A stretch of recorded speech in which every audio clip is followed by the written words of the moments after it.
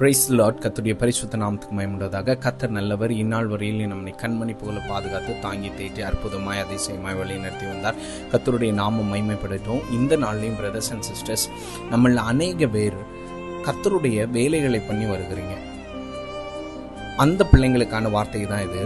அநேக நேரத்தில் கர்த்தருக்காக நம்ம இதை பண்ணுறோம், அதை பண்ணுறோம், அப்படி பண்ணுறோம், இப்படி பண்ணுறோன்னு எவ்வளோ ஸ்டெப்ஸுகளை எடுத்து ஆண்டவருக்காக பண்ணுறோன்னு பண்ணிக்கிட்டு இருக்கோம். அதில் நிறைய நேரத்தில் சோர்ந்து போயிடுறோம், தோய்ந்து அப்படியே உட்காந்துடுறோம், தனிமையாக இருக்கிற மாதிரி ஃபீல் பண்ணுறோம். எல்லாமே நான் தனியாக பண்ணுறது மாதிரி தானே இருக்குது ஆண்டவருக்காக அப்படின்னு சொல்லி ஃபீல் பண்ணுற இடத்துல இருக்கிறீங்களா பிரதர்ஸ் அண்ட் சிஸ்டர்ஸ்? இங்கே ஒரு கேரக்டர் உங்கள் முன்னாடி கொண்டு வர விரும்புகிறேன். ஆண்டவர் ஒரு ஊருக்கு போகிறாரு, ஏசப்பா ஒரு ஊருக்கு போகிறாரு. லூக்கா 10ஆம் அதிகாரம் நீங்கள் 38 கடைசி வசனம் வரைக்கும் வாசித்து பார்த்தீங்கன்னா 42 வரைக்கும் வாசித்து பார்த்தீங்கன்னா தெரியும். மார்த்தாளுங்கிற ஒரு ஸ்திரீ ஏசப்பாவை வீட்டுக்கு இன்வைட் பண்ணுறாங்க. அவங்களோட சகோதரி மரியாள் என்ன பண்ணுறாங்க, ஆண்டவருடைய பாதத்தில் உட்கார்ந்துட்டு இருக்கிறாங்க. வீட்டுக்கு இன்வைட் பண்ண மார்த்தாள் என்ன பண்ணிட்டு இருந்தாங்க தெரியுமா? கிச்சனுக்கு போயிட்டு ஆண்டவருக்கு இதை செய்யலாம், அதை செய்யலாம்னு செஞ்சு கொண்டு இருந்தாங்க.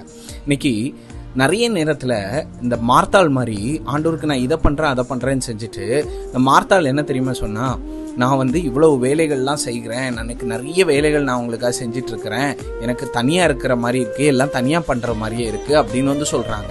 ஆனால் நல்லா புரிஞ்சுக்கணும், மரியாள் என்ன பண்ணுறது தெரியுமா? ஆண்டவருடைய பாதத்தை பிடிச்சிக்கிட்டா. இன்னைக்கு ஆண்டவர் என்ன எதிர்பார்க்குறா தெரியுமா? தேவனோடு அவருடைய வேலைகளை செய்ய கற்றுக்கணும். தேவனுக்காக செய்கிறோம்னு சொல்லிட்டு தேவனோடு செய்கிறத நம்ம மறந்துடுறோம். ஃபார் கிரைஸ்ட்டை விட வித் கிரைஸ்ட் ரொம்ப முக்கியம். God bless you.